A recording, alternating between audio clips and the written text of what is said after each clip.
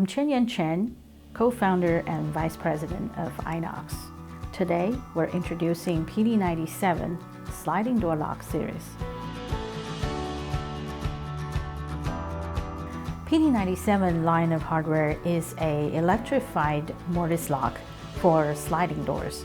It is a perfect solution for commercial openings such as healthcare, institutional, commercial offices, hospitality, and also residential.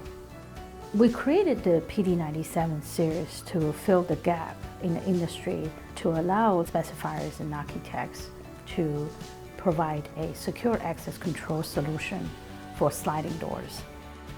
PD97 series can be integrated with any existing or extended access control systems. It can incorporate fingerprints, facial recognitions, and other biometric authentication systems. The PD97 ES is the most advanced model that has also auto locking function as well as monitoring switches built in.